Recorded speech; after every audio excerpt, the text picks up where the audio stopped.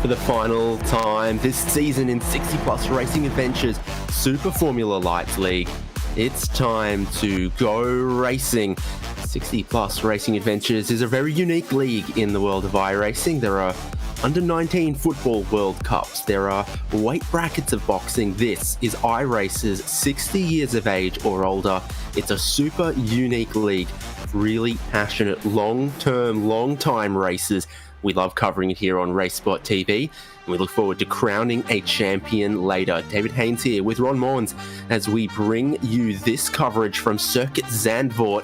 It looks absolutely beautiful in this weather. The banking, the speeds, the rolling countryside around it. Yeah, this track is absolutely gorgeous and a wonderful ride in the world of motorsports as well, David. Running around Zandvoort, regardless of what version of the track you find yourself running on, whether it be this updated Grand Prix version of the track that was brought into iRacing back in 2023, or the older scan, which I believe dated back to 2008, it is still an absolute gem of a racetrack there in the Netherlands. I'm sure these drivers are going to have a heck of a lot of fun today.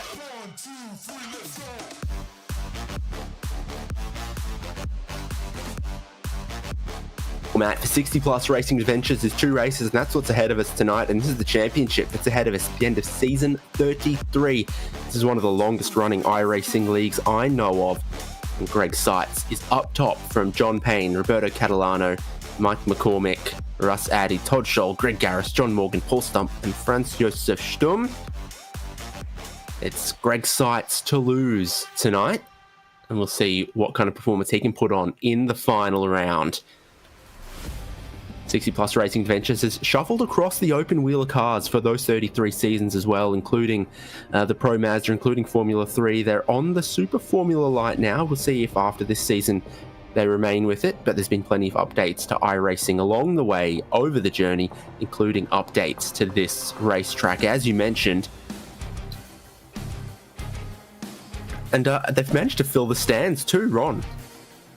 Yeah, I got a lot of people there in the virtual realm. Every single time I think of Zandvoort and I think of the audience, I just think of the smoke show that you'd see heading down into the chicane whenever Formula 1 raced here, which unfortunately F1 I think is coming to the end of their current contract. I don't believe they'll be racing at Zandvoort for much longer, which is such a shame.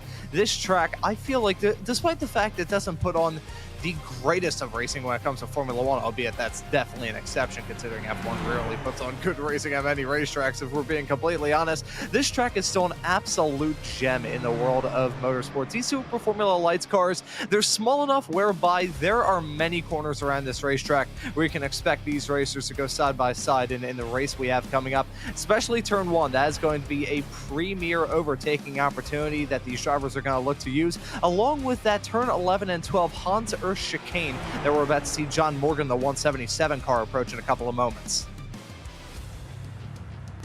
You see this place on TV and you can almost smell spilt Heineken. So they're on the outlap right now to set up for 2 flying laps in qualifying. Once you get to about here, you're absolutely flat out on the throttle all the way through that banked final corner, down the front straight and looking to break into the first chicane. Looking to build some tyre temperature right here is Ulf Olsen in car number 70 into this Coliseum section here, surrounded by all of the grandstands, using a little bit of the banking walls pretty close through this part as well still, and he's setting up as well to just load up, preload the spring and fire out of this final corner and absolutely attack a lap in qualifying. You can see him continuing on building that speed through the final corner. The Ari Leijendijk's turn. That was a rather big change when Formula One announced they were going to be returning to Zandvoort back in 2020, and of course hosted that first return race in 2021. That final corner, along with this turn that we're about to see Olsen go through right now, turn number 3, Hugenholtz balked. That is turn 3 right there. You can see such a big amount of banking heading through there, along with that final corner. That final corner, funnily enough, banked higher than Indianapolis is, which is quite interesting considering it's named after Ari Leijendijk, who really made his name in the world of IndyCar racing, won 2 Indy 500s in 1990 and 1997, and has a turn around a racetrack named after him that has even higher banking than that absolute wonderful circuit there in Indianapolis, a track I've actually visited myself. But seeing Olsen at his way through the mid-sector right now, that's a really tricky corner, the hairpin of turn number 10. I'm not sure about you, David, but every single time I run around this track and try and negotiate that corner, I can never get it right for the life of me. No, it's really wide on the entry and it just seems to tighten and tighten, and then it opens up a little bit on the exit and it comes and it goes, and you've either underdone it and you're like, oh, there's room to carry a bit more speed through there, or you've overdone it and you've touched some of the grass around here. Getting a lot of those first times in. Roberto Catalano is up top at the moment. The Club Italia driver has come on strong in the back half of this season, it seems, scoring plenty of points, and with pace like that out of his first lap of qualifying, maybe you can see why. John Morgan leads the Super 70s division of this championship, which is hopefully what you'd imagine it to be. Drivers on iRacing, 70 years of age or older. It's not maybe what people think of when they think of sim racing, when they think of esports or anything like that. This is a league that really bucks the youthful trend of iRacing and esports, and I love it for that. Todd Scholl moves up in a second. Richard McClure goes to third. Greg Garris fifth. There's a lot of them are on their second flying lap. This has typically been one of the cars that keeps building tyre temperature, and you do expect to go quicker on this second lap than on the first lap. For John Payne, he's a little behind the regular program, so this is looking like it's going to be his first flying lap, I think. I don't believe John Payne has set a time thus far in this qualifying session. Still to tick over 5 minutes left to go on the clock, though, so no harm, no foul at the moment for the driver of the number 11 car, exiting his way out of that final chicane. You brought up a very good point there, David, talking about the nature of this car. You run on such a thin line. It's a razor-thin margin between being able to set a absolute banger of a lap time and then banging your car into the wall. It's a very thin line that these drivers are going to try and traverse all throughout this race, and doubly so around a racetrack like this with the amount of corners that it has, 14 bends in all, and just about every single corner around this racetrack is completely different than the other. So in these rather challenging to get a grips on Super Formula Lights cars, it is not going to be an easy feat for these drivers. Definitely not. Just got 3 drivers who haven't set times in this qualifying session at the moment. Richard Coulomb and Frank Butler haven't been out on track. Greg Seitz just plain hasn't set a time yet. So he's on his first flying lap, halfway around, attacking this sort of turn 9, turn 10 hairpin section here where it's so flowing and open, tightens up a little bit at an apex, and then opens up flowing again. John Payne's through the same part there. That's, yeah. In Dutch, they're just called turn 9 and turn 10, except in Dutch, which I'm not going to attempt to pronounce too often in this show. I gotta say, I mean, I don't have any, like, Dutch ancestry, I believe most of my ancestry is German, but even then, I don't think I'm even going to try and touch some of the Dutch name pronunciations around this track, even with a 10-foot pole. That seems like a recipe for disaster for me, at least, so I'm going to be avoiding the Dutch pronunciations as best as I can, and plus being the American on the show, I'm bound to butcher some pronunciations at some point this evening. I'll have my fair share, no doubt. So that looked like John Payne was maybe done with his qualifying. Greg Seitz still flying around and lapping. He's got one more. He's 8th at the moment, which hasn't been typical for the absolutely dominant season that Greg Seitz has been having and has kind of always had since he turned 60 and was eligible for this league. Sort of had in the calendar 60th birthday, and then the day after joined 60 Plus Racing Adventures. and he has been incredibly strong with a couple of championships to his name in recent time. He's going through turn 9 and then through turn 10 here. Plenty of rotation on the way in, hoping to grip on the way out and get to throttle, which I think he's done pretty well. So this looks like it could be tracking for an improvement for Greg Seitz. Heading down towards Hans-Ernst Bocht here, at one point known as the Audi S. It's like 90 degrees right-hander on the way in, banked hairpin on the way out, and then just this one right-hander here where you don't want to go out too wide or into that gravel or anything. Just looking for a nice tidy line, get to power, wherever you can find the least rolling resistance through the banked corner to take you down the front straight, past all the fans, past the timing line, and for Greg Seitz, up to third. Okay, so the second row of the grid, but still behind Gerhardus Jorrison on pole and John Payne in second. Roberto Catalano ends up down in the fourth place at the moment. Seitz is done. Barry Hills has just crossed the line and he sits eighth. Richard McClure, Russ Addy doing, I think, cool down in laps at the moment. This is a pretty quick racetrack. It's not, 4 and something miles of road America. You get a pretty short, sharp lap in here, it looks like, in this 10-minute session. People haven't really had much trouble going out, doing 2 flying laps, and then and maybe coming back in. You can get your laps in no stress in the time limit. Yeah, that's one good thing that these drivers are probably taking as some very good news to enjoy all throughout this race meeting. The fact that in this qualifying session, they won't have to worry about, okay, I need to hit the track as soon as that green flag comes out, just so I have the time to be able to set as many lap times, doubly so in these cars and around a track like this, where there's plenty of opportunities to have just a little bit of a mistake. It may not even be a spin. It may just be running a little bit wide through some of these corners where these drivers think, alrighty, that was a good lap time, but I can improve. And it's a very good thing for these drivers to have that added time in their back pocket as Greg Seitz coming across the line now. Will it be an improvement on his third place time at the present moment? Don't believe it will. Seitz going to remain in third in the 774 car. Still pretty good starting spot for him, and to find himself less than a tenth of a second off of your provisional pole sitter of Jorrison, that's still pretty good performance for the 772 car. Yeah, I think everyone's laps are done. It's just a 2-lap qualifying session. A few of them sort of testing the weather, testing the line. It's such a bizarre, almost counterintuitive racing line through Hugenholz-Bocht. But if it works, and that's why everyone is up there, right up against the peak of the banking.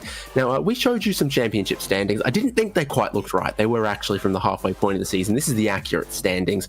Greg Seitz from John Payne. Roberto Catalano, like I said, on a bit of a tear in the back half of this season. It's gone up into third. And then there's Todd Scholl, Russ Addy, Mike McCormick, Greg Garris, Barry Hills, John Morgan, and Gerhardus Jorrison. Again, another driver coming on strong in the back half of this season. You see him 10th in the championship standings, but you'll see Gerhardus Jorrison on pole position as we look to go to the grid for race 1 of 2. There he is, 17 thousandths of a second ahead of John Payne, 87 thousandths of a second ahead of championship leader and near champion-elect Greg Seitz. And there's Roberto Catalano in 4th after a really strong showing early in that qualifying session. It's some teammates, 2009 spec, alongside each other on the 3rd row, Greg Garris and Todd Scholl. Which one's the Rubens Barrichello? Which one's the Jensen Button? We'll find out at the end of the 19 laps of race 1. Mike McCormick, Barry Hills, Richard McClure, and John Morgan complete the top 10 after qualifying. Wolf Olsen and Art McEwen are 11th and 12th, and then Russ Addy, Randy Shoemake, Franz Josef Sturm, Eugene Clark, Wendell Lowe, Peter Holstrom, Jan-Erik Skrefsrud, JC Hay, Richard Coulomb, and Frank Butler are our 22 drivers. I put to you that Gerhardus Jorrison of Club Benelux has probably practiced this track a couple more times than some of the other drivers. Yeah, I think that's a rather fair prediction to make there, David. I have a feeling that he probably has a boatload of laps around this racetrack.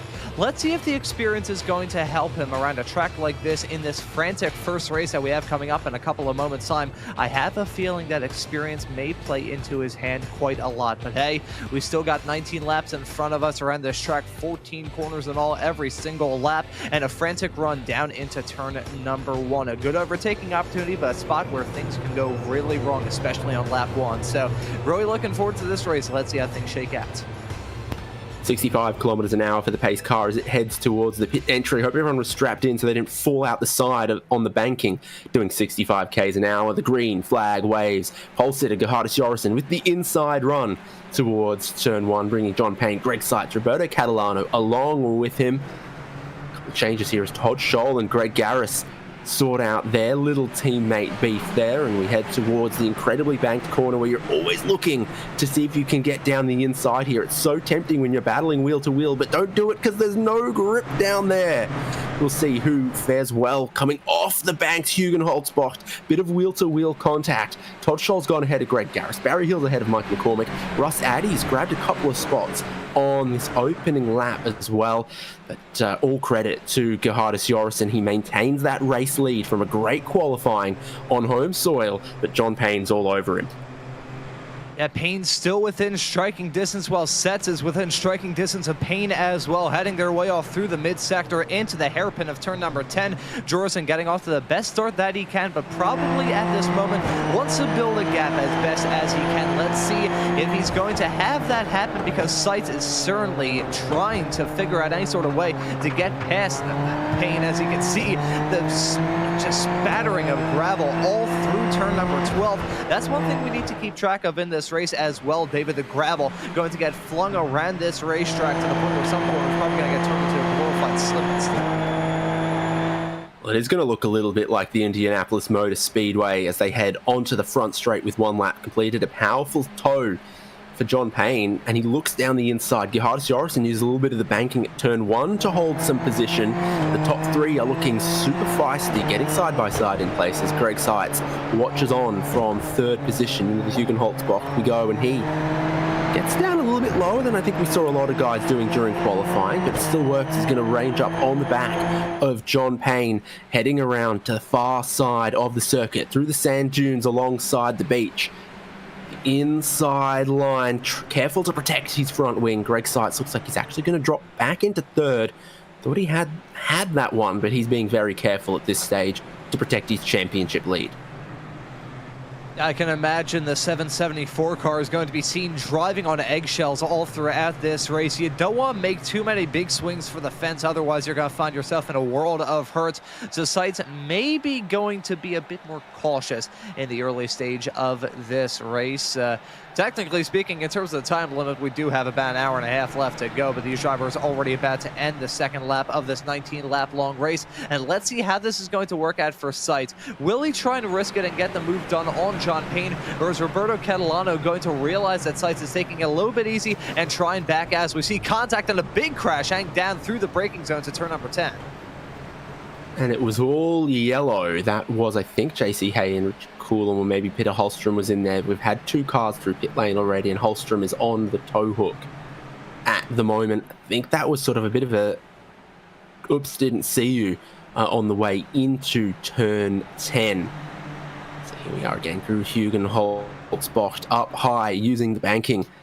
It's Rob Slottermaker-Bocht further down the straight here. Not that you'd notice it, you're flat out through this right-hand kink over the top of the hill into the most difficult to pronounce corner, which is Skiflach, something like that. And you can see that through there, normally F1 cars can't follow, but John Payne will remain glued to the back of Gerhardus Jorgensen. Curved braking zone into turn 9, which is its name, and then back to the right-hand side of the road. Looking to open some of that up, carry momentum through in this light car with a bit of downforce on it. This is what happened to JC Hay. He's missed his braking zone, and he's lost his front wing on the car in front. So it was Holstrom and JC Hay, I think, that came together in other places. And this is the struggle that Peter Holstrom had getting that car back to pit lane. He's full lock one way, the car's still trying to go the other. Wendell Lowe, meanwhile, into turn 9.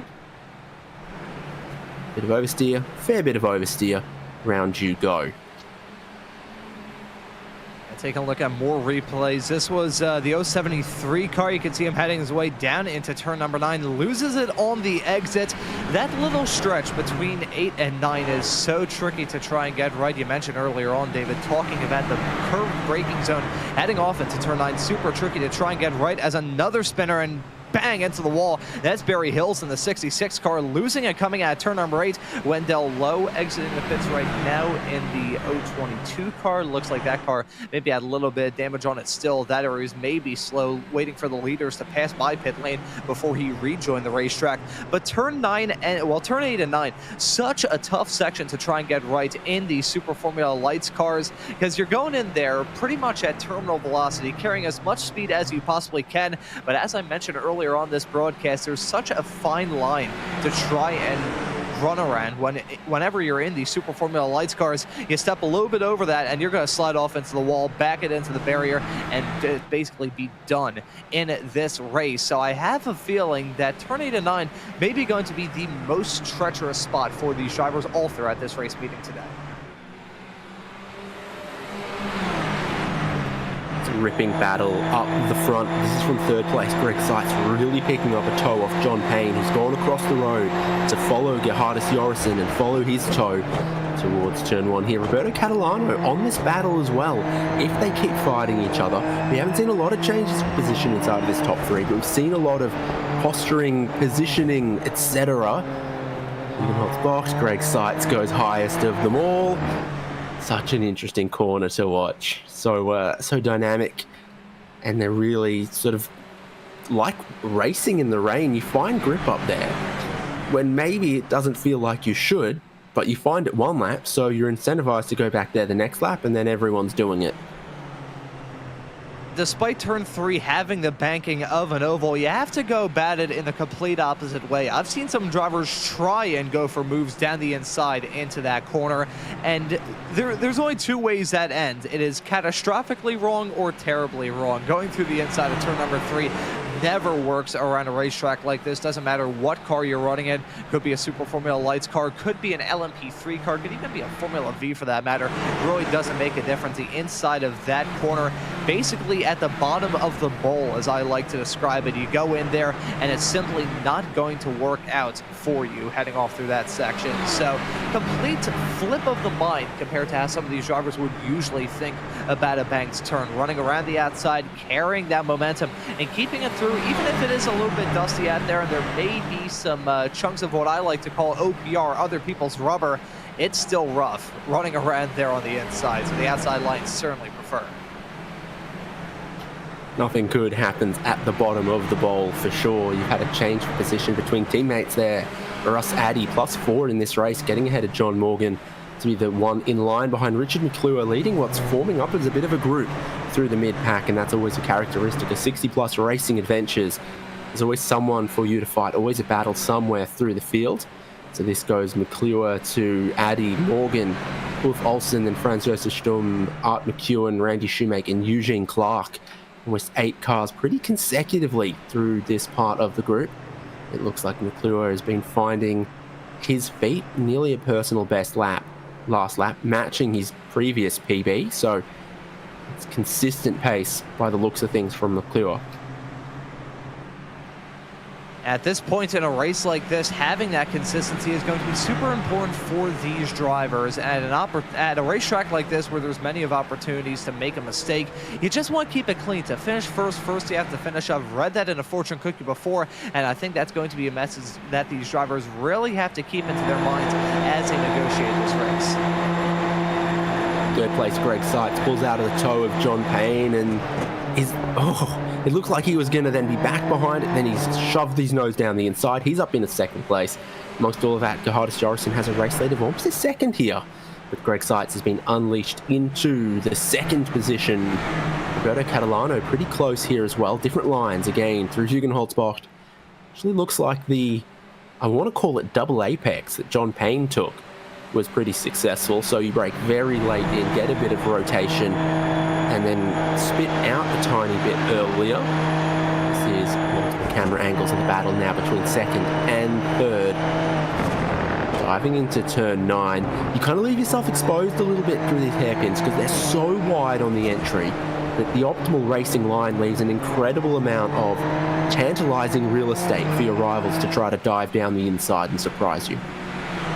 That's a real good point to raise there, David, talking about many sections of this racetrack where it feels stupidly wide compared to what we would usually expect. You brought up a good point in terms of that section of the racetrack in particular through 9 and into 10. That turn 10 hairpin, I always think, okay, yeah, I need to get all the way to the right-hand side of the track for this left-hander to set myself up as well as I can.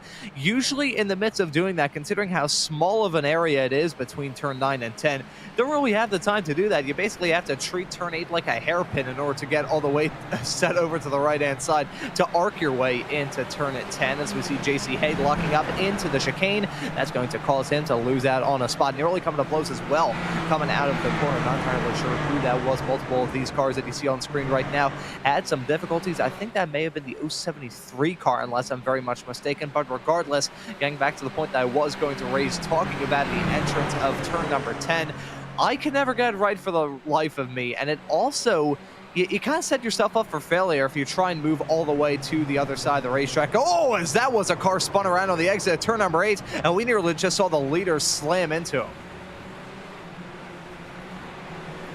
Would have been Wendell Lowe, I think, and it was maybe right where the leaders were, which is Gerhardus Jorisson, Greg Seitz, John Payne, Roberto Catalano in 4th. Todd Scholl and Greg Garris in 5th and 6th, finding a little bit of pace. This is maybe how. Ooh, Wendell Lowe and JC Hay. Wendell Lowe thinking there was an opportunity that then closed, and then those behind had to jump out of the way. Peter Holstrom, for example, deciding he was going to go that way.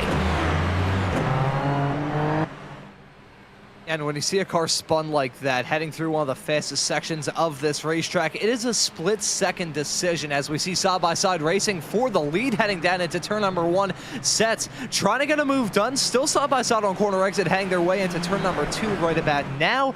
Not close enough to get that move done for the race lead, but the driver of the 74 car really giving it the old college try as it stands at the present moment. We'll just wrap up the point I was going to raise. Seeing a car spun around like that on the exit of one of the fastest corners around this track, it is a split-second decision if ever you see one. You probably have about a quarter of a second between seeing that car and saying, you know what, I can either go to the inside or go to the outside. It is such a sketchy moment whenever that happens for the car that spun around and for the cars that are approaching as well. Really dangerous situation. Greg Seitz starting to look for his opportunities against Gerhardus Jorisson. Tiny bit of lap traffic coming up for the leading group, and kind of goes to show that when you're in line, there's a really powerful slipstream in these cars, and then you pull out of the tow and you're into the stream of the air, and a lot of your progress kind of stalls out by the looks of things. So I think Seitz is going to look to time this where he can get alongside and have the inside. So just pull out of the tow at the correct moment. This lap might not be the opportunity, although pulling all the way out of the way and heading for the pit lane. Your top 4 across the line. Todd Scholl, Greg Garris, Mike McCormick not too far behind and out of the picture. This is going to be JC Hayes' second trip to pit lane at 60 kilometers an hour.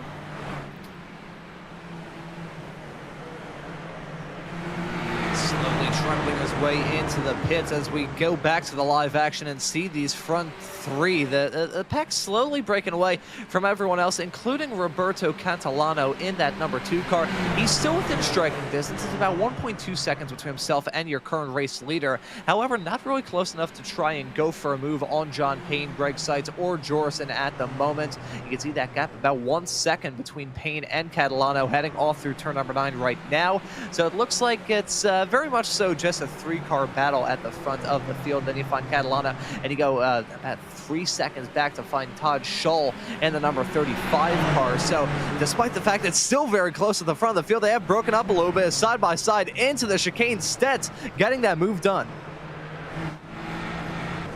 Contact between third and fourth behind. John Payne checks up. Roberto Catalano drives into him, and you're in a dangerous position in the Hugenholtzbach there. Greg Seitz go to the race lead. Gerhardus Jorgensen in second. Third and fourth collide, and I think there's quite a bit of damage for Roberto Catalano. He's trying to limp it around to the pit lane. Whole stream of cars in the fields coming by at the moment. Tough break for Roberto Catalano. We may have to take a look at a replay to see what happened heading down into the chicane. I think, considering the side-by-side racing with Seitz and Jorgensen, had a little bit of a check up there. Now, actually, big contact being made with Catalano and here at one point P2 runner. That was big hits for the both of those cars heading down into the corner. Catalano trying to arc his way through the corner and carry as much speed as he could, just not enough space to go at all. John Payne and Catalano gotta get the short end of the stick in that regard. They've dropped down just barely inside the top 15 right now. I think they're gonna drop down even further as they've just now made it into their respective pit stalls. Payne really feeling the pain of that incident. So now it's a leading duo. Todd Scholl goes into third position with Greg Garris and Mike McCormick right with him.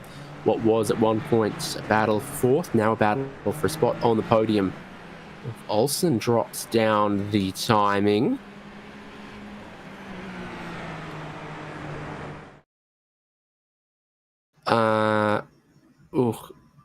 That's the damage for Roberto Catalano. John Payne got checked up and was stationary, and then Roberto Catalano couldn't avoid him. Yeah, absolutely nowhere to go. That slow motion shot, seeing those two drivers' races just about come to a conclusion. John Payne still finds himself just barely inside the top 15. Part of the reason why that's the case is because Randy Shoemaker in the 3 car is about a minute and 20 seconds back of your now race leader of Seitz. Seitz was... You can kind of get the sense that he was a little bit pent up behind Jorgensen in the early stages of that race. And now that he's gotten the move done, he's extended the gap between those two to about 1.1, now 1.2 seconds. So Seitz really turning up the wick in that 774 car.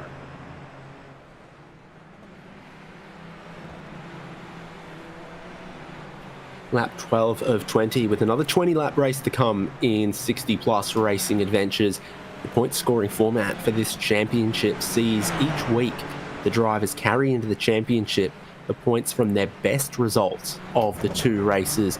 So for Greg Seitz, the best he can do is a win in either race, and he's tracking for a win in race 1 potentially. Saw dramas for Ulf Olsen. I think he was on the grass turning into turn 7 there. We've seen others sort of snap and lose the rear mid-corner, but I think it was how far across he was on the way in that took Ulf Olsen into trouble at that corner.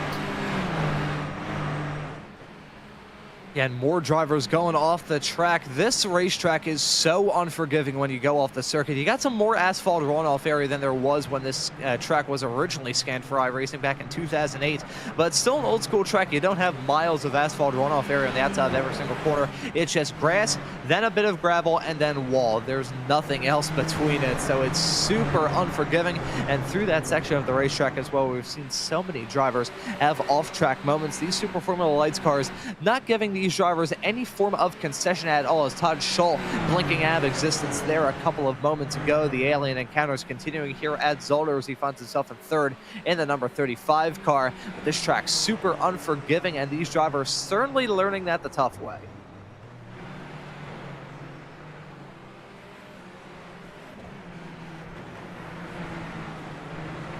Real throwback livery for these 2 cars. We've had this plenty in 60-plus racing adventures, some sort of F1-inspired liveries of sorts. And Todd Scholl qualified behind Greg Garris, but has passed him early in the racing and remained ahead of him for the time being. Ross Brawn would be pretty proud. Greg Seitz with a new fastest lap of the race. He's motoring along at the moment, setting it on that previous lap.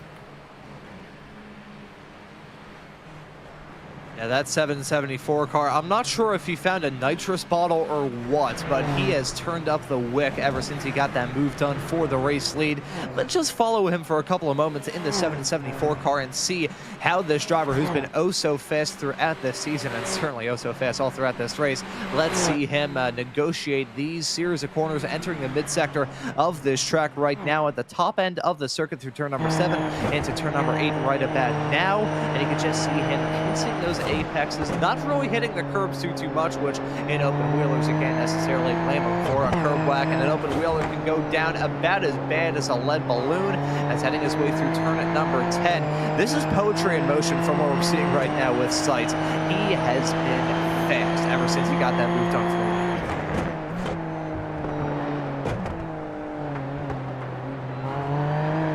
Plenty of gravel there through Hans Ernst-Bocht. He got the first part perfectly right to get him into the banking of the left-hander. Now, more banking is the way to continue approaching this lap.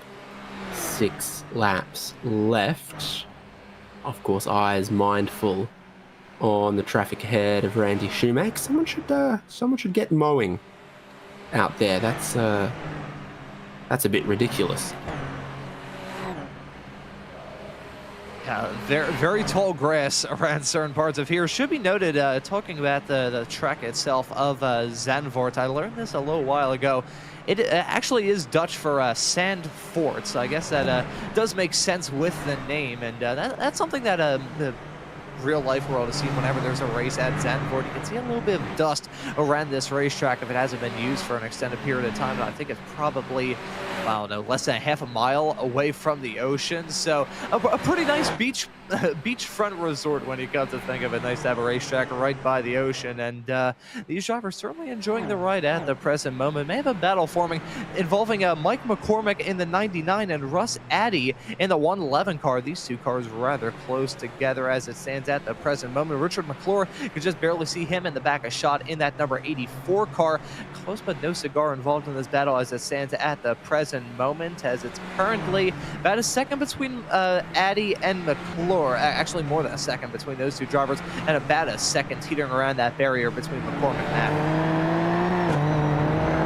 Addy's one of the biggest gainers in this race. Started, I'm doing numbers in my head right now, 13th on the grid. I think we're running 6th at the moment. Looking at 5th place Mike McCormick if he can. Not sure it's quite in the perfect slipstreaming range yet, but if he can get closer, then he will be. And we've seen how powerful it is when you're flat out through the final corner, carrying so much speed on the front straight. Pretty powerful toe can happen. Just in front of him, Mike McCormick kicks up a little bit more of that dirt, dust and gravel from turn 1. Oh, and is that the line? It didn't look great. It did not look ideal at all, so I also just saw a little bit of blinking from Addy heading down that back not so straightaway between turn number 3 and turn number 7. Those curves in just about every single car are flat. As what's going on with Seitz? Has he had some sort of disconnect? Is he blinked out of existence? No, he's gone off the track. Greg Seitz from the race lead in the 774 car has gone off the circuit, heading down into turn at number 9. The dominant race leader who got that move done a handful of laps ago and was looking to be in the fast lane all the way to the end of this race has gone off the circuit. What's gone down with the driver of the 774 car? Absolutely turning the race on its head. The championship leader heading for another dominant victory has found that Zandvoort is less forgiving than he might have thought. Gerhardus Jorrison, the pole sitter, is back to the lead of this race, and the teammates Todd Scholl and Greg Garris, driving within themselves, look like the smartest cookies out there at the moment, now into 2nd and 3rd place through Sky Flack. Oh, and then turn 8. Okay, on the curb turning into turn 9, it bottoms out or something breaks in the suspension. It's bizarre. I'm not sure what went down there. I was fully expecting him to have hit the inside curb and have bounced him into the outside tire barrier. I think he just had a catastrophic amount of understeer. Something went down. Either way, you could see from that shot merging into the tire barriers that left front tire was broken off. So that is the end of Greg Seitz' race. A heartbreaker for the driver of the 774 car, who is in the cruising lane to make it to the checkered flag. Is going off right in front of this driver of McCormick. Not entirely sure who that is. That may be I believe Richard Colombe in the 073 car going off the circuit, heading down into the exact same corner that Seitz went off a few moments ago. Not sure if we could take a look at another angle of that incident, this time maybe riding on board with him, because that was rather odd. It looked like he just skidded off the track, then hit the inside curb and bounced him off the road. Looked like his front tires just decided to give up the ghost. But then the way he was sitting against the barrier looks like maybe at the apex of the corner he had wheel failure or something, because then it went into the wall, it sat there, he never moved. He or even cranked the steering wheel one way or the other thereafter. So I don't know. Yes. I think that's a very good point that you raised there, David, because he was stopped there for a while. He's had to tow back to pit lane, and he's been stopped there for quite some time. Obviously, that tow probably still going on at the present moment, but either way, something must have gone down with the driver of the 774 car. We're going to take a look at a replay of this. You can see that lap car a little bit farther up the road. I'm looking through, no visible front wing damage or any sort of damage at all on that race car. Heading through into the braking zone of 9. Let's see here, and yeah, what in the world happened there? That's bizarre. It's like he lost his brake pedal or he lost the full lock of his steering or something. It's bizarre, and hopefully at some point we will find out. Mike McCormick drops in behind Russ Addy. Did he have a slowdown or something he was trying to clear? What's the go here? Now he's fighting off Richard McClure. Don't see anything as I take a look, but Russ Addy moves up yet more spots. Biggest gainer of this race, 9 positions gained for Russ Addy to 4th place.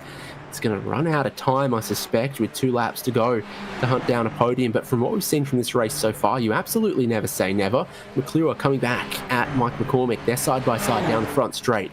2 laps to go for these drivers. Again, the driver who pulls out of the tow seems to really stall out, because Mike McCormick can go around the outside of turn 1, but a little too wide, but still hold on to this. Yeah, still holding on to it, holding on to P5 as it stands currently, and you can see, look at that, maybe trying to sweep around the outside was Richard McClure on the exit of turn number 3. This may be a drag race between these two, hang down into turn number 7. It all kicked off with a half spin from McCormick coming out of turn number 10 that allowed Russ Addy to slip in front as a smoke went up in the air from McCormick's rear tires as he did that half spin coming out of the turn 10 about a lap ago. At this point, Richard McClure finds himself within striking distance. Russ Addy pulling away now, 1.3 seconds between the driver who was running 5th in front of the driver who's now running in 5th. As we take a look to see Barry Hills in the 66 car. Lots of damage on that race car heading into the pits right about now, and finally hits a pit lane speed line. Mega sideways with some pretty significant rear end damage as a result of all of that. And let's see him hit his marks. Rather crooked in the 66 car, but there we go. iRacing Mechanics, the fast repairs doing their absolute wonders. The iRacing Mechanics clearly not skipping out on their Red Bull dosage. I could use an iRacing fast repair on my joints and my liver, I think. I can, if we can get that in my lifetime, please. Johannes Jorrison has started the final lap of race 1 for 60 Plus Racing Adventures, and on what we know to be home soil for the Club Benelux driver. He's looked incredibly strong in qualifying. They had a tiny bit for him in racing conditions. His rivals have all fallen away, and it's the local knowledge for Johannes Jorrison that has him back on top on the final lap. Tiny bit of traffic to negotiate, and we talked about this in qualifying, that a short lap is great for qualifying, but it does make it quite easy for lap traffic or anyone who has to go through pit lane to be a factor. Yeah, that is a very good point to raise there, David. The lap traffic has been a problem for the drivers at the front of the field ever since the drop of the green flag. The top 12 still on the lead lap. Everyone else, though, either 1 lap down, 2 laps down, or probably 4 laps down in the case of Greg Seitz. But at the front of the field, Jorson on track for a victory in the 966 car. Probably didn't look like it was going to be his for a brief period of time, but he's going to get it done. Anything but an easy pole to win conversion. But he does it. Gerhardus Jorson takes race 1, having qualified on pole position, been as far back as 3rd, fought his way back to the front, seen others be caught out by this deceptively tricky racing circuit. Teammates Todd Scholl and Greg Garris complete the podium as Richard McClure and Mike McCormick.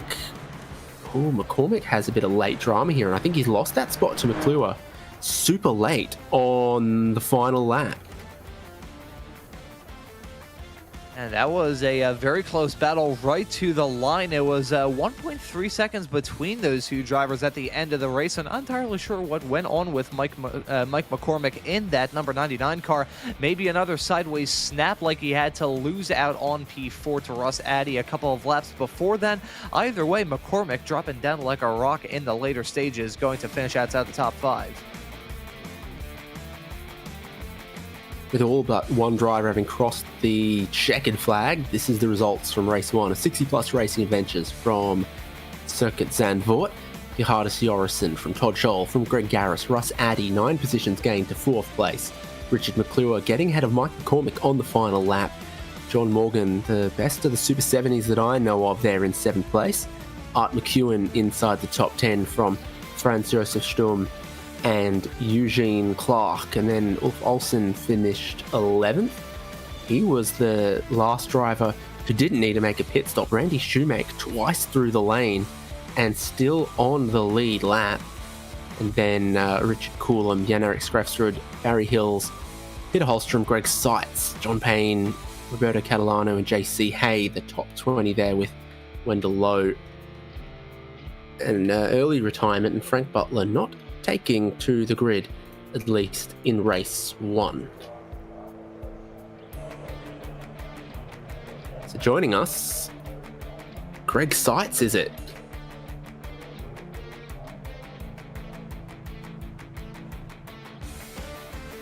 Do you copy?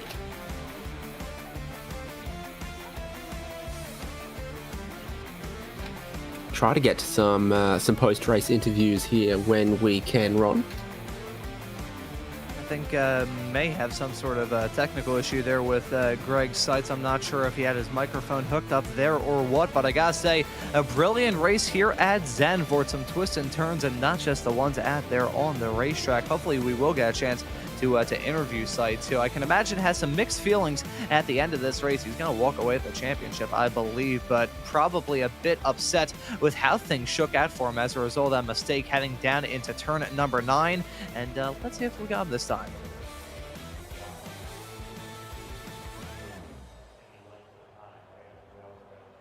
Hello, Greg. Do you copy us?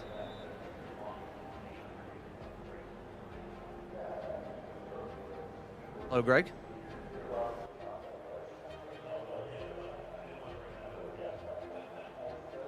I'm hoping that we'll be able to get Greg sorted out here in a couple of moments' time. I believe he can hear us. I saw him mute and unmute a couple of moments ago, so hopefully just a brief little technical issue on his end as we try and have a chat with him at the end of this broadcast. Greg, are you there?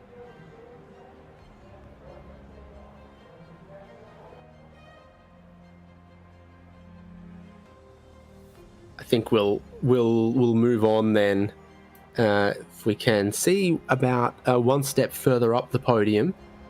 See if we can speak to Todd Scholl. Hello. Hey, how you doing, guys? We're good. How was that? Bit of team flying formation to bring you guys to a team podium at the end of that. They kept falling off the road in front of you. It was amazing. It was the first time that ever happened for me and Greg, so it was wonderful.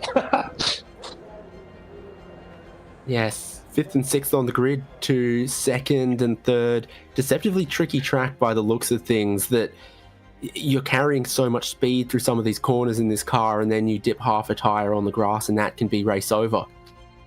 Without a doubt, halfway in, the tire started losing it. So I was trying to be a little extra careful there. And then when Catalano and Sites, they had an incident. And then at the end, today's my birthday. So John Payne gave me a great birthday present at the end. So, it is a tough track, though, without a doubt. Probably one of the hardest on the schedule.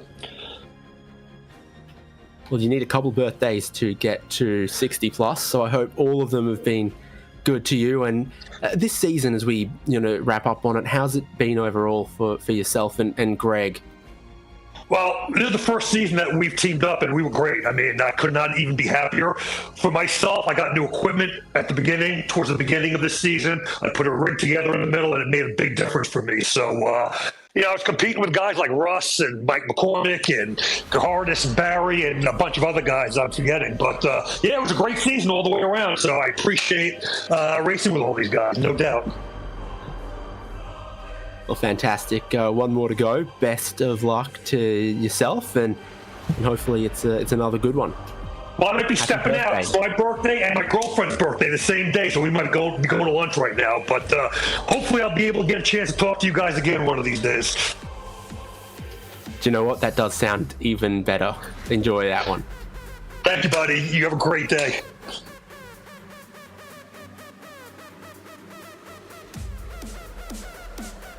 Well, that's everyone that we're going to be able to get to from the podium, unfortunately. But with one more race to come, we'll see what that will turn up. Stay with us on RaceSpotTV, because coming up next is race 2 of 60 plus racing adventures from Circuit Zandvoort.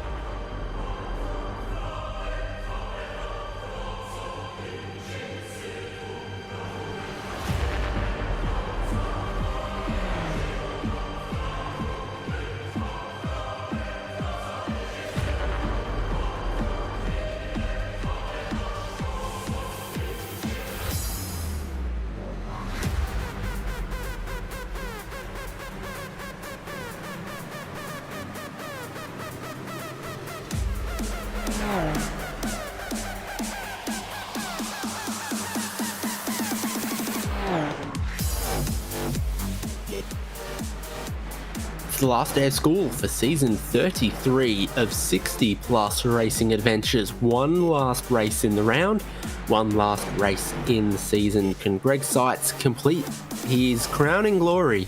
Race 1 saw him end up in the wall.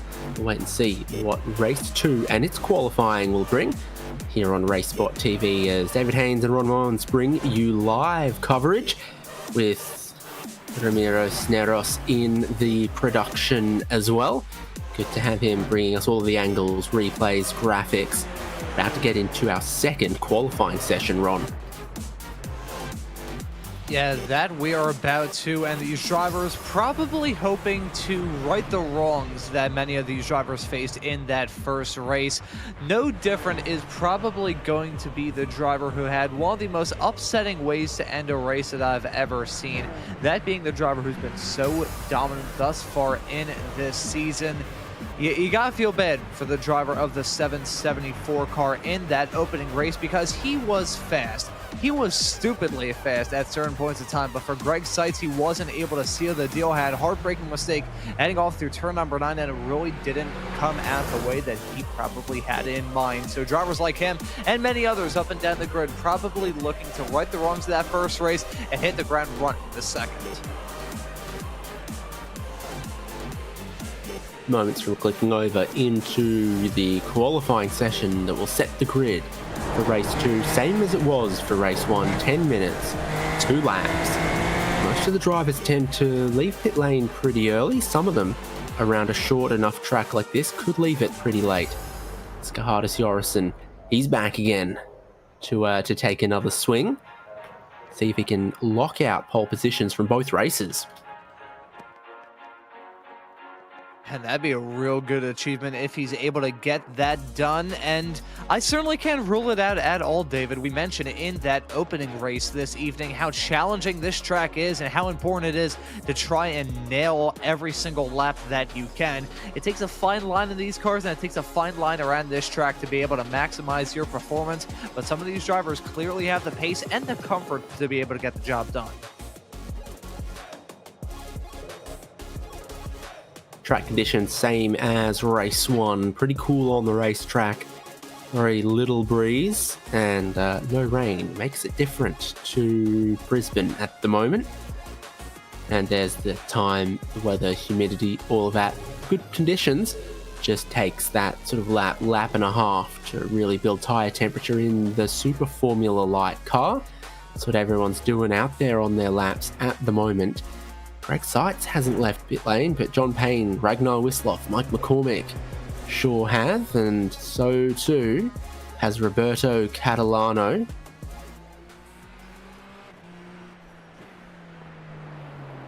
Skahardis Jorison hasn't though. Let's take a look at Eugene Clark.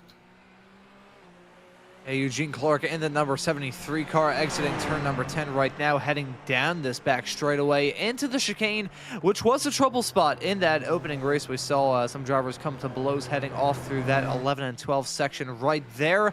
Wouldn't be too shocked if we see that yet again. I will say though, David, off the back of that first race, had a rather clean opening few laps to that race. So I wonder if we're going to get, I wonder if we're going to be lucky second time around, or if lightning is going to strike in this second race.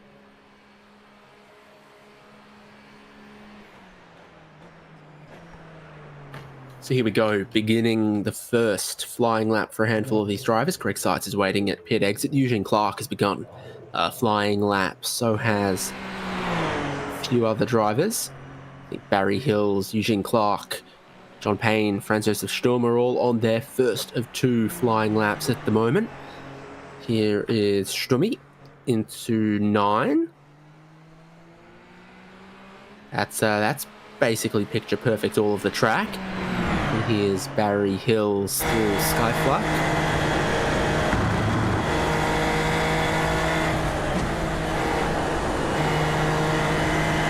Yeah, high speeds through that part of the racetrack, as you can see by him carrying 6th gear through Skyflak and then 5th gear into turns 9 and 10, but then you've got to get a bit further down through the ratios, through some of the slower hairpin parts here. Yeah, And that turn 10 hairpin, one of the slowest points around this racetrack. I will mention it every single time we see it on screen. That turn 10 hairpin, at least in terms of this racetrack, it haunts my nightmares. It is so tricky to try and get right. I will say something tricky to do is what John Payne, the number 2 car, did a couple of moments ago. Set a 1:25 even. That is rather impressive to be able to get that .000 at the end of that lap time. Probably not going to stick as he's still out there on the racetrack in the number 2 car, but finds himself on the provisional pole as it stands currently with a rather impressive time. Not because of the speed, although the speed is certainly good, but because of the time itself. That is the first time I've ever seen a perfectly even time.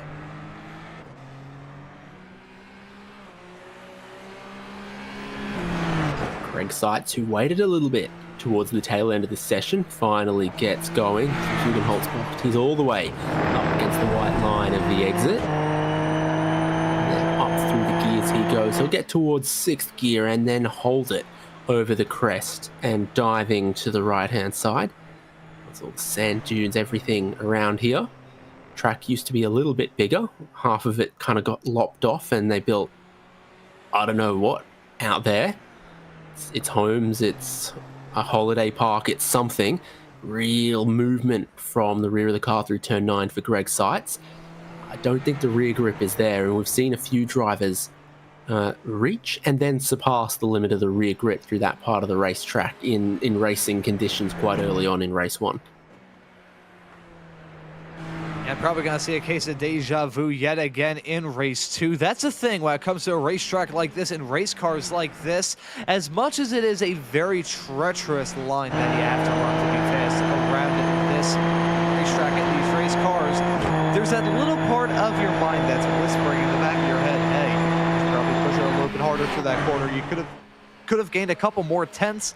I have a feeling that that's something that catches a lot of these drivers out in a session like this. It's so inviting to try and push that envelope just a little bit more, but when you push it a little bit too hard, it can usually go disastrously wrong. It went bad for Greg Seitz in race number 1. Let's see if he can avenge himself in race 2, as this is your race 1 winner of Jorison in the 966 car, coming his way around turn number 14 to Ari Leindyke turn, the banged end of this lap onto that start-finish straight away right now, yet to set time. And let's see what is the first time on the board. It's a 125.9, which puts him in P11. That is not a very good time for the Benelux driver, who is oh so fast in the opening race of the evening.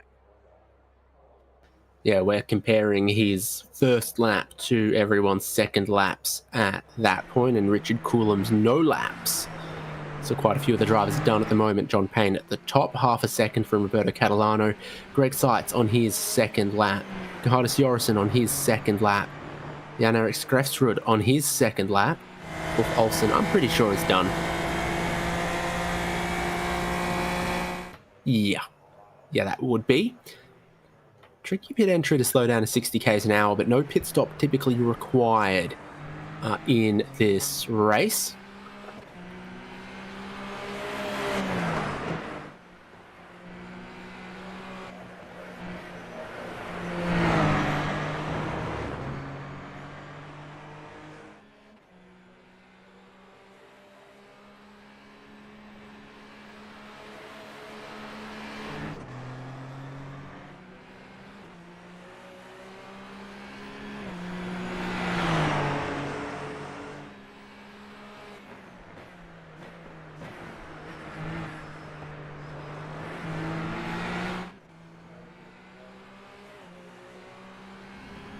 Gerhardus Jorison's second lap is going to be an improvement. It sends him to second place, still 4 tenths behind John Payne. But that'll put Gerhardus Jorison onto the front row. Big improvement on 11th place if he's looking to go back-to-back. That could be it. Greg Seitz, I think that's his second lap done to 4th place. As you can see, Seitz still out there on the racetrack, currently qualified in P4. I think he still has one more lap at his disposal, though. Jorison putting in that good time to jump up to P2. Seitz, though, certainly has his sights set on the provisional pole. That was a terrible pun, I apologize, but certainly looking to prove that same pace that he had in race 1.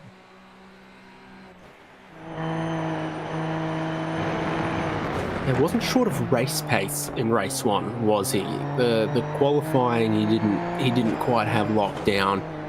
It certainly looked like he was the fastest driver in racing laps and back-to-back racing laps. He's found the limit of the circuit and the gravel out there as well. Let's start from row 2 the way it sits at the moment. And be able to show us his race pace again.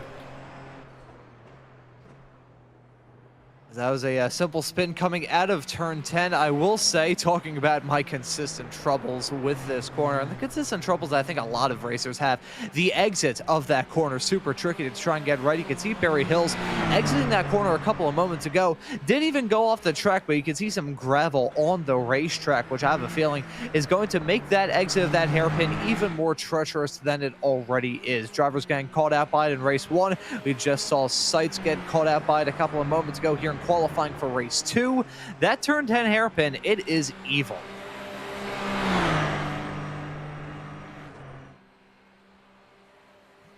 So there's just a minute left to qualifying.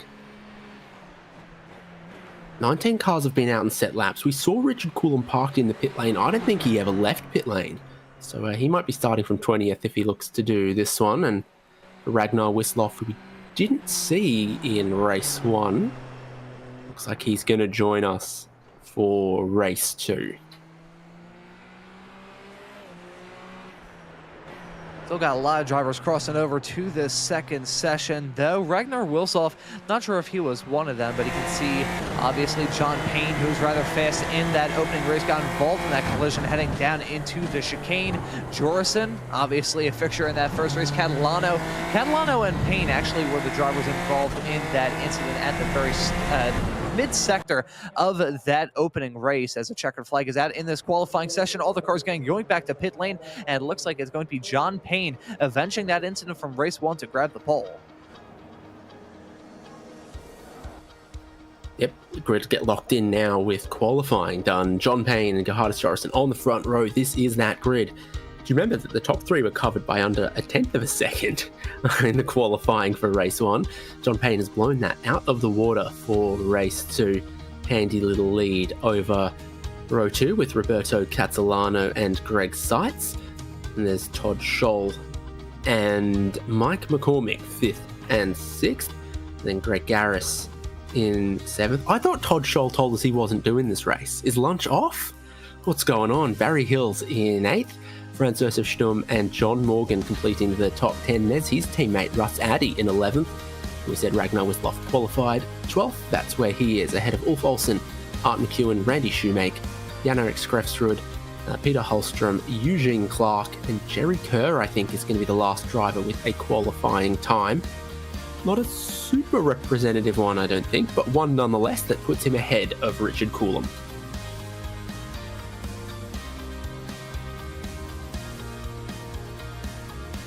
I like the guys standing around with their hands on hips with a big piece of machinery hanging around. That's how roadworks happens in my area. I wish I could say that around my area of the states in Pennsylvania, the roadworks were done that cool. Usually it's just a massive inconvenience, and you usually see some drivers roll down their windows and curse at the poor unfortunate road workers who had no say in the matter. Gotta love the Philadelphia welcome, or just the Pennsylvania welcome period. I remember seeing a video one time many moons ago where it was said that Pennsylvania is a state where even our Amish will fight you. I spent one day in Philadelphia and I ate 5 cheesesteaks in an hour, and I regret nothing. That was the greatest day of 2019.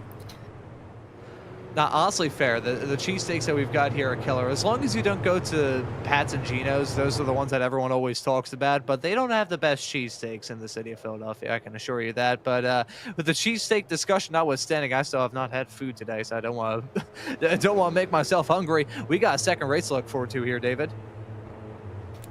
Pace cars pulling in. Once again, we're going to have 20 laps of racing. John Payne has got them crawling at 60 kilometers an hour right until the green flag waves now. We see the field accelerate, fan out, John Payne has all of the racetrack, all of it to himself.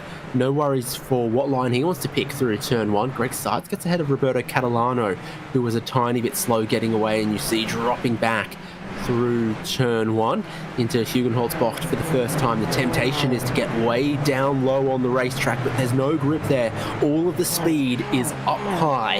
It sees Greg Garris get a spot back on John Morgan. Seitz into third. We know what his race pace looks like. Right here with Todd Scholl, Mike McCormick, Barry Hills, and behind Greg Garris as well. Super exciting through the midfield, as it always is for 60 Plus Racing Adventures. Screfsrud's off the road at Skyflak and into the wall. That's why there's recovery cranes on the inside of that corner. We have our first victim.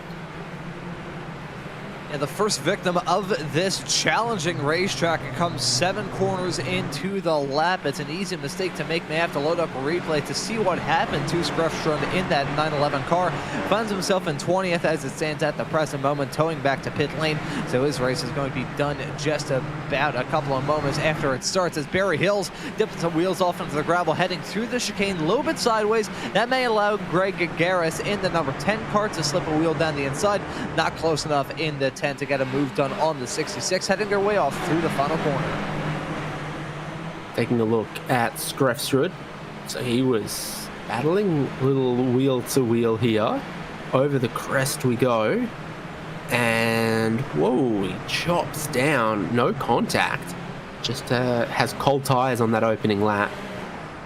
Tries to change line in the middle of the corner, loses it and ends up in the wall. Now is that the line right there for Greg Garris? It sees Barry Hill scoot away. It sees John Morgan and Franz Josef Sturm crawling all over him, looking for a repeat of Skrefsrud almost a lap ago as they head side by side over the crest. Garris seems to have fended them off behind for the moment. Sees a leading pack of 6 cars against this next pack of 5. Looking at Barry Hills, who sort of splits the difference. Just ahead of him there, Todd Scholl, Mike McCormick holding on to the train from race leader John Payne. Yeah, Payne leading that train as it stands currently. I'm a poet and I don't know it. Now 1.1, teetering around that 1 to 1.1 second barrier between himself and Jorison. Jorison feeling the pressure from Seitz right behind. You can see him in that chromed out 774 car heading his way out of turn 13 into the banked final corner of turn 14 around this track. Seitz still within striking distance of Jorison. You can see Payne running that inside line, trying to break the draft, and you can see Jorison and Seitz not really trying to fish for that draft either. That's a little bit surprising to me, Nick. What about you? Yeah, it was in an awkward distance there of about a second as well, so I'm not sure Jorison really going to get that much slipstream either, though, that it was going to be worth it to go over there. Jorison has an epic line through Hugenholz-Bocht, and Greg Seitz does not. Roberto Catalano goes ahead of him. Is this signs of troubles again for Greg Seitz as he loses a position? Catalano into a podium spot now. Todd Scholl next behind Greg Seitz. We were on board and it just seemed like he didn't have power for a second through the corner. Yeah, that was rather odd. It looked like he just overslowed into the corner. I could hear downshift where I was usually meant to hear him going on throttle. There you can see Catalano. That was sketchy for him, running out onto the curb and nearly into the grass coming out turn number 3 to try and get that move done on Seitz. That was some close quarter stuff if ever you see it. That was rather bizarre for the driver of the 774 car. Not exactly sure what in the world was going on there. Either some sort of technical issue, maybe lost it, possibly a slowdown, not entirely sure. But as you see the grass flying, heading into turn number 13, Seitz now finds himself in 4th, well farther back from where he was in the span of just 1 lap. Yeah, I'm thinking like pedal disconnects or something for Greg Seitz is the only common thread I could weave between the 2 incidents that we have seen for him. And he's one of those drivers who's maybe going to be able to get up there and challenge John Payne for the lead, but now he drops back a little bit, maybe has a little uncertainty around it all now, and the lead gap grows beyond a second for John Payne to go hardest Jorison. Next closest group here is Roberto Catalano and Greg Seitz. Todd Scholl leading a group of cars in 5th now. Not a whole lot of movement from the qualifying grid to right now on lap 4 is a surprise to me. Yeah, it is a little bit surprising. Still early doors in this race, though. Only 4.5 laps into this 20-lap long race, so there's still a lot of time left for a lot of shuffling to go on up and down the grid. 19 cars still at there currently. Jerry Kerr is your current 19th and last place runner, about 30 seconds back of John Payne. So not entirely sure if there was some sort of incident. He finds himself about 11 seconds back of Richard Colombe in the 73 car. Finds himself only at P18, so not sure what went wrong with the driver. The 199 car, but a rather clean start as it stands currently, as outside the moment for Scrigsford heading off through turn number 7. Pretty much everyone who started this race still running strong. There's Richard Coulomb with the either pit lane start or back of the grid start. Here's Roberto Catalano, who probably couldn't believe his eyes when he nipped by Greg Seitz out of Hugenholtz box here just a couple laps ago.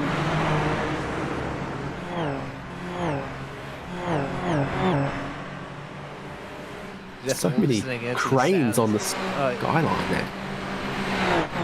Yeah, a lot of cranes around here, and whenever any sort of racing goes down around here, you can certainly see those cranes get used quite a lot. I was just noting the sound of these Super Formula race cars buzzing by the cameras, heading down that flat-out blast on the exit of turn number 3, down into turn number 7. These cars, it's a rather, I feel like it's somewhat controversial. People, I've heard, don't really like the sound of these race cars. I don't know, maybe I'm just a little bit twisted, David, but I really like the way these Super Formula Lights cars sound. Pretty sure it's the same engine as a Toyota GR Yaris and the rally car as well, so it's my understanding of the Toyota engine in these. It does sort of crack and pop and burble a little bit. Here's your leading 4 cars down the front straight. John Payne losing a bit of time on this lap to Gahardis Jorison, who's found his rhythm, and Payne losing a little bit of time on that lap gets Jorison within the slipstreaming range. Greg Seitz still within slipstreaming range of Roberto Catalano. Top show leading Mike McCormick. There's a bit more pressure on your race leader than there was in some of the earlier laps, and it's because Jorison was 0.6 quicker last lap, and a lot of that was John Payne must have just lost that time somewhere.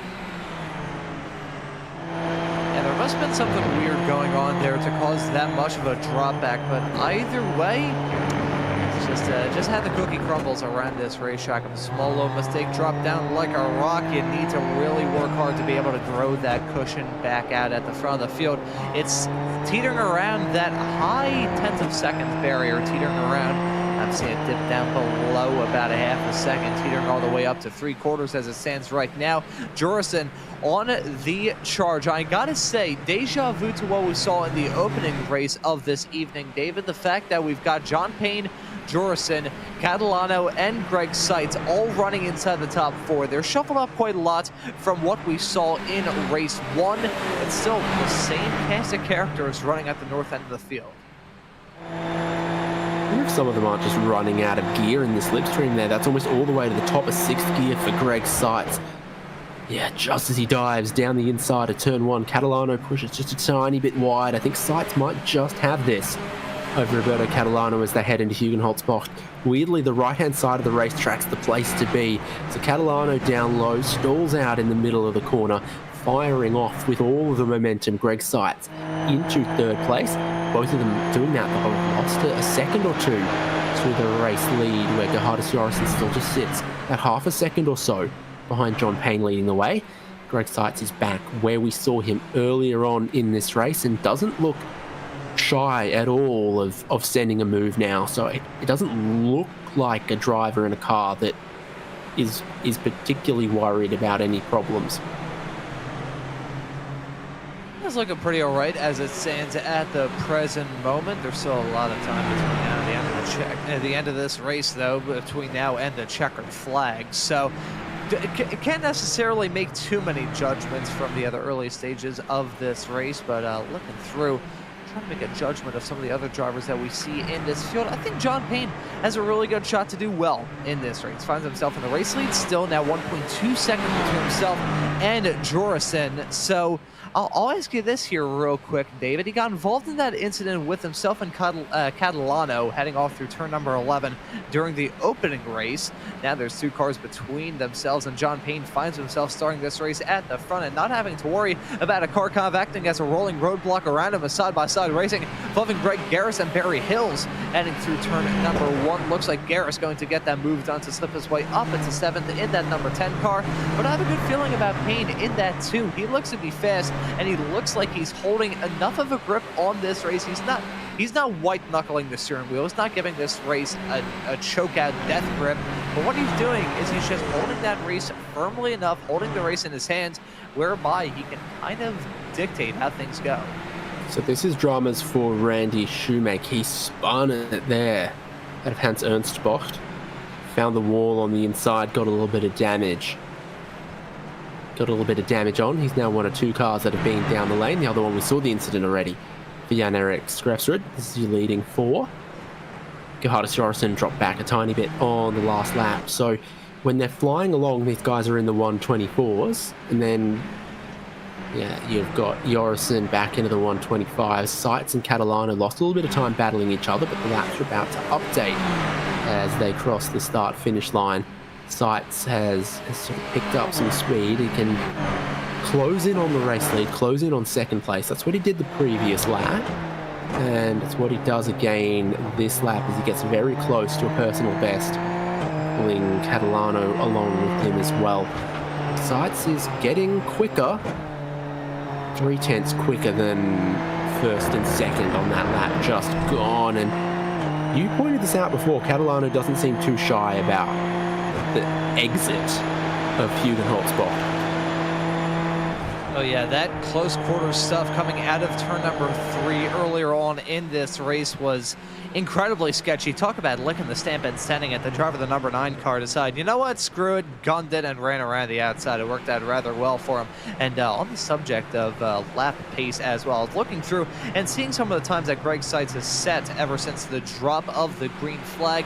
I'll just run through these lap times. Obviously, lap 1 a bit of an exception considering the fact that he had the start of the race, so I don't want to look into that too much. We got 131.4 as a first lap, the outlier. Then you got 125.7, 126.3, 124.5, 124.6, 124.9, 125.7, and back to the 124.6s. He's about to cross the line in a couple of moments' time, and let's see what sort of lap time that Greg Seitz will be able to see. Will be able to set this time by. My apologies. Across the line now, and it's a 124.8. So it's not the most consistent in the world, but outside of a couple of exceptions here and there, I would say that Greg Seitz is rather consistent in terms of the lap times that he's been setting. Well, a couple laps in a row of chipping away to some tenths from Gerhardus Jorison, I reckon, is about to get him into the slipstreaming range, which we know is very powerful in this car, particularly anywhere that they're in 6th gear, which is all the way along here. Even if you can't really pass through that not straight, you'll close up somewhat, and then if you can stay close through the next few corners, run down from turn 10 to Hans Ernst bocht, you'll pick up a little bit of time, and then it's all about being close enough off the final corner through our Luyendijk bocht to slipstream down towards turn 1 is where we've seen most of the passing. We've seen plenty of teammates. So we had race 1 with Todd Scholl and Greg Garris running in formation. We had these 2 drivers do a little bit of multi-21, or was it Felipe Fernando is faster than you or something?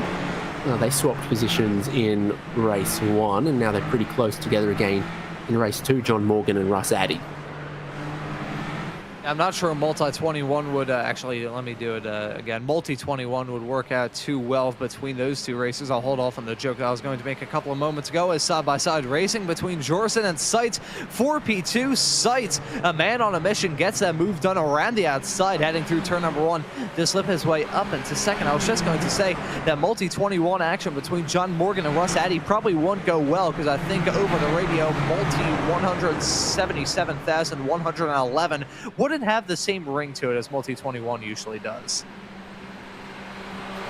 A great move around the outside of turn 1. Greg Seitz gets himself up into second place, 2.5 seconds behind the lead. Catalano had followed Seitz very well in his slipstream since getting back past. So there's a lot of time to be found from consistency here, and Roberto Catalano could see himself striking to try to get onto the podium. They're just past the halfway distance of this race as well. So if Seitz is going to crown his championship with a win in race 2, really going to need to get after it.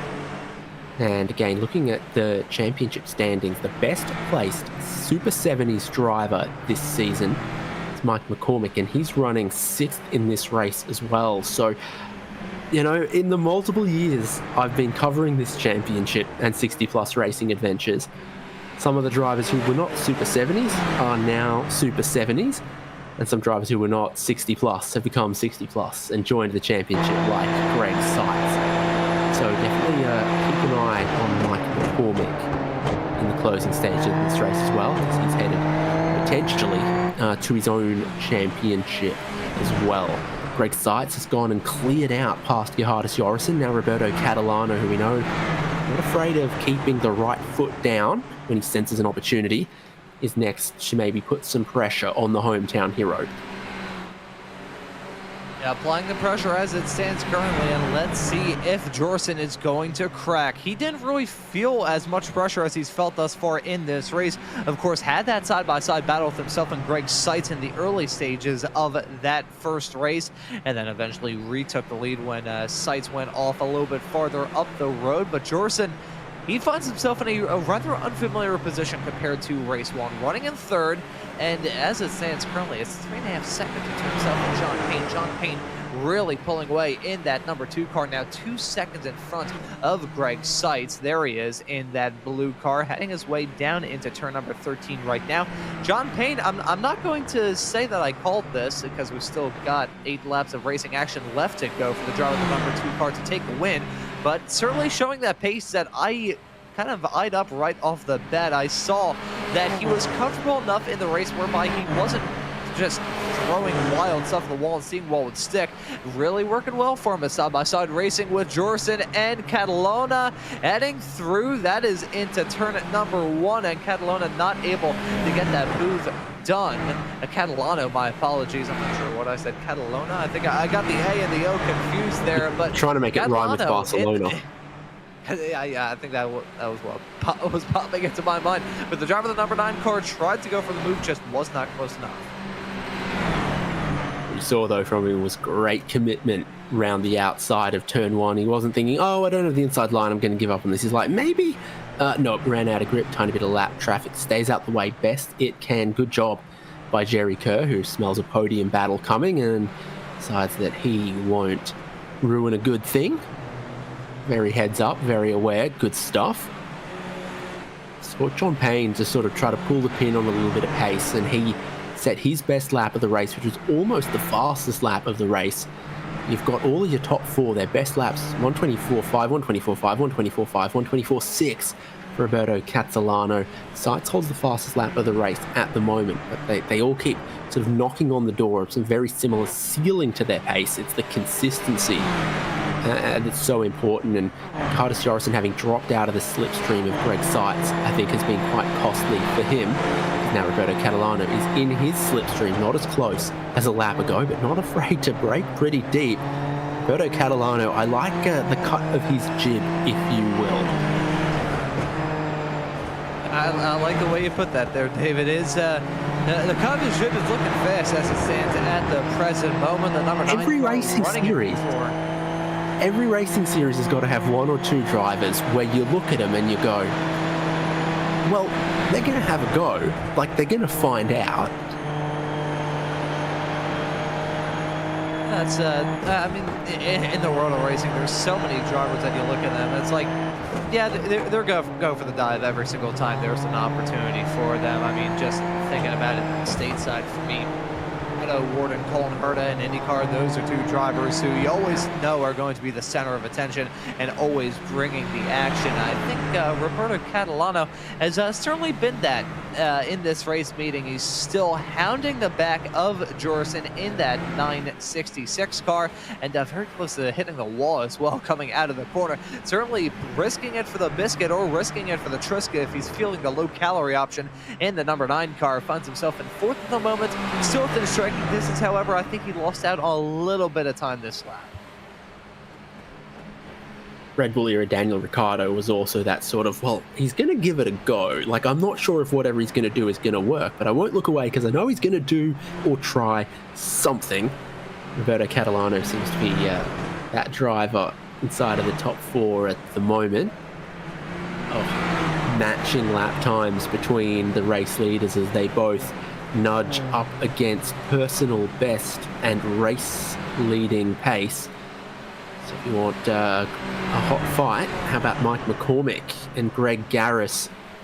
Garris around the outside, McCormick holding the inside position. We saw Jan-Erik Skrefsrud come to grief trying to sweep around the outside of that high speed and committed corner. So McCormick holds his spot for the moment. Greg Garris has been quicker the last couple of laps. Status quo 1st and 2nd. Status quo 3rd and 4th. Todd Scholl in his own happy little space in 5th. With his teammates trying to hunt down 6th place. Still on the hunt to try and get some moves done as it stands at the present moment. We got only a quarter of the race left to go, but that's still plenty of time for these drivers to try and get some moves done. Following McCormick in that number 99 car, practically nothing between himself and Greg Garris compared to the rest of the field. That's only about, doing the quick math in my head, that's why my room's filling up with smoke, about 0.7 of a second between those two drivers heading down that start-finish straightaway right now. Garris in that very tasteful tribute livery to Braun Racing, that 10 car looking slick as John Morgan, they've just got a move put on him by Russ Addy. So, well, as I said earlier on, as Ulf Olsen and Ragnar Wilsoff also just swapped positions a couple of moments ago, but getting back to the point that I was going to raise in reference to Addy and Morgan, I think the multi 177,111 was what happened a couple of moments ago, as we see a possible off-track moment involving Randy Shoemake. Ooh. It was a little more than off-track, wasn't it? It was off-road, and then it was into wall for him, unfortunately, and Jan-Erik Skrefsrud is back on the racetrack, but that is not quite... Oh, he's done a vicious number on that car once again. 2 big impacts with the wall suspension. Notice how far the rear impact attenuator sticks out off the back of these cars, off the rear of the gearbox. It's a full sort of 40 centimeters of impact absorbing there, and he gave it a good workout. It's designed to save the driver, not designed to save the suspension in this case. And with Ragnar Wisloff getting ahead of Ulf Olsen, I think that's a Norwegian getting one over a Swede. So that's one to follow. Greg Garris behind Mike McCormick down towards turn 1, reaching the limit of speed. I think the gear's not quite tall enough, unfortunately, and that can sometimes lead to poor overtaking or poor racing. 4 laps to go. What Greg Seitz needs to do is to just chip away and get within the 1 second slipstream of John Payne. That's what he's doing slowly, because once you're within that slipstream, that's where you can really pile on pressure and try to fight. Outside of that window, you're just trading lap times. Once you're within that time, within that slipstream, then you're racing. And when that happens, when you pick up the drift, those 2 cars are going to get vacuum sealed together like a bunch of sardines in a can. And actually looking through, as a spin I just saw for Mike McCormick heading through turn number 11, that's going to cost him a couple of spots. Just saw that from my perspective in session. But the point that I was going to raise in reference to Greg Seitz is how things have been looking for him pace-wise. He hasn't burnt up his stuff. Usually in these races, you tend to see drivers who turn up the wick really high and really fast very early on into these races. Then come time for the end, they just simply do not have the pace to try and contend and get some moves done. Greg Seitz has prevented that. He has been slowly going about this race. He hasn't gone from 0 to 100 and then crashed back down to earth. He's just been steadily building up on his pace. He's been setting quicker laps as this race has developed. Usually for most of the drivers up and down the grid, their fastest laps of the race will probably set in the first 10. Greg Seitz's fastest lap of the race, which is the fastest lap of the race right now, was set only a handful of laps ago on lap 15, and he's currently on lap 18. So that is looking very good for Seitz. I think he's peaking at the right time, albeit as I've said this, the gap between himself and Payne has ballooned down by about 0.3 of a second. Right as I say that, though, dips back down, so the gap continuing to seesaw back and forth. Now, Mr. Pennsylvania, you won't allow the Yingling livery on John Payne to cloud your biases, will you?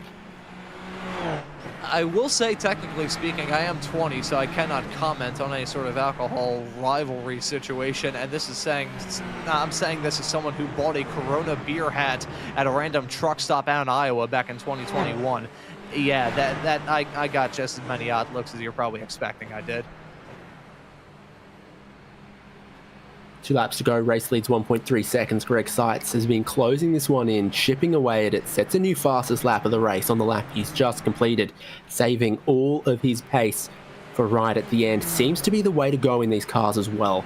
The tyres are a little underdone the first couple of laps, and then they just keep building temperature and grip and confidence and predictability. And the car gets lighter, which is very important for these small cars. The weight of fuel just a couple of kilos out is a couple of extra tenths of a second to be found. Greg Seitz is applying that right now. Fastest lap of the race often comes very late in these races. But Greg Seitz, I reckon at the end of this lap, he needs to be within a second. He can't get within 1 second on the final lap. It'll be too late. He'll have squandered his best opportunity. So these next couple of corners, I think, they need to be mega for Greg Seitz to give himself any opportunity. There's Mike McCormick's spin that both of us were aware of. It's dropped him from the 6th place down into 9th. I think he's still headed for the Super 70s championship, though.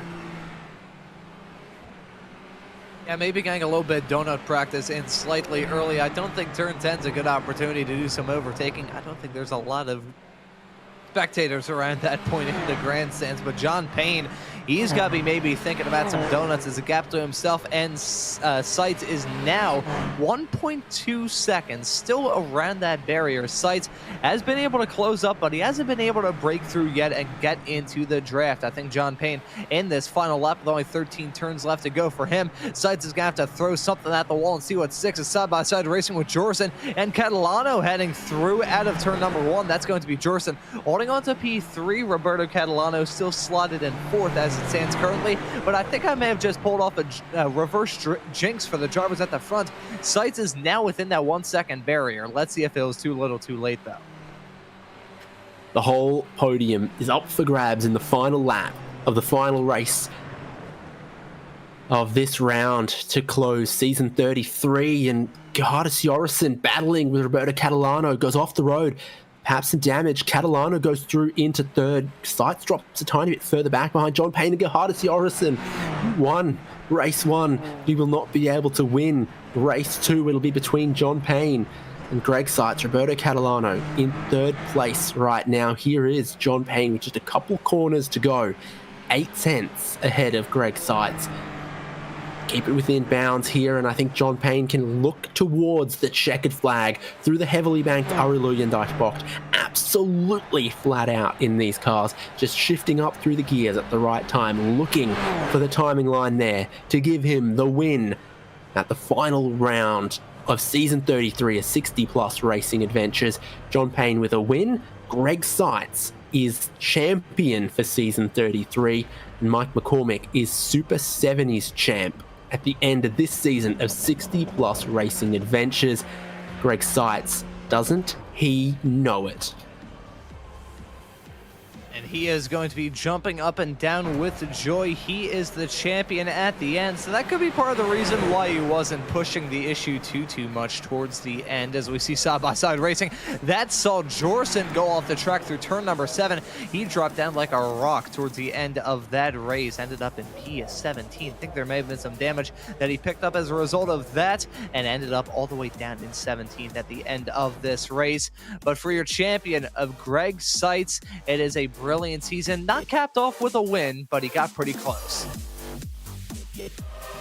Yeah, perfectly executed race from John Payne with the pole position, strong in this qualifying session, mostly consistent across the race. He stays ahead of Greg Seitz. Roberto Catalano battling for that podium position, tiny bit of wheel-to-wheel contact there perhaps. Catalano gets the 3rd position. Todd Scholl goes up into 4th, almost on the podium once again. Really good round for him. Greg Garris, his teammate, in 5th, so great round for Scholl and Garris. Barry Hills goes up into 6th with Russ Addy in 7th. John Morgan 8th. Mike McCormick, Super 70s champion there, in 9th. Ragnar Wisloff, with his appearance in race 2, sneaks his way inside of the top 10 ahead of fellow Scandinavian Ulf Olsen.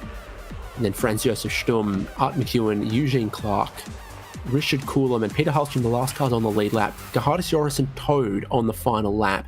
I think the end scores will place him behind Coulomb and Hellstrom, but ahead of Jerry Kerr, Jan-Erik Skrefsrud, and Randy Shoemake, which was our full 20 drivers from race number 2.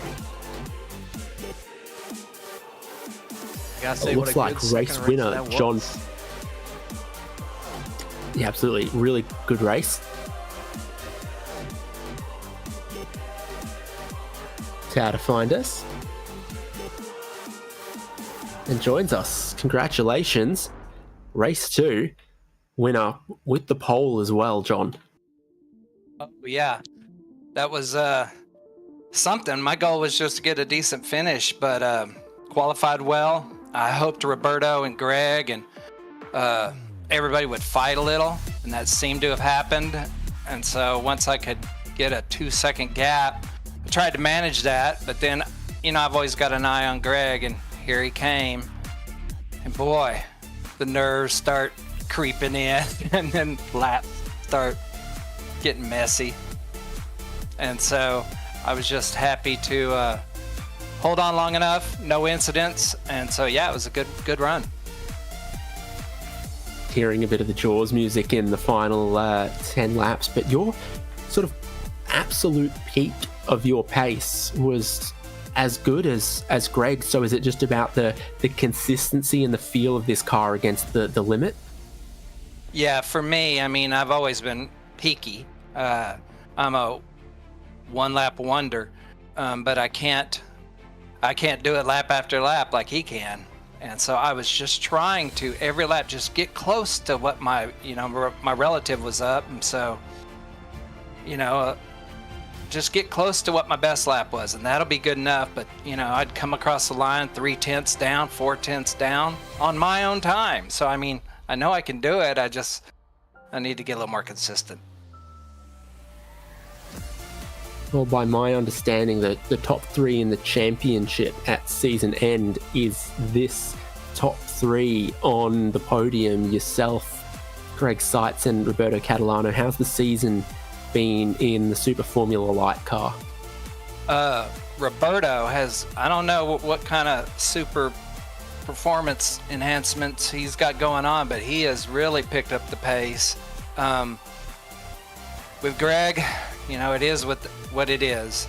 I'll just try to do better, and some weeks like last week he was a second or half a second quicker, his best lap versus mine, and so I just didn't know that track well, but I know this track well, and I see our times were pretty close. But yeah, I need to just get much more consistent. I'm pretty good on an out lap, especially if I have the pole, and my whole goal is to gap them so they don't have the slipstream. But it worked this time. But the trick is getting the pole, and unless Greg and Greg, I was watching his qualifying, and he crashed his second lap. So, you know, I knew he wasn't going to be up there. So I had to make hay while the sun shines. Well, congratulations once again on the race win. And it was super exciting to watch. It always is. So it's a delight for us. Thank you much, David. I appreciate y'all doing the broadcast. So from race winner John Payne to season champion Greg Seitz. Congratulations, Greg. Yeah, thank you.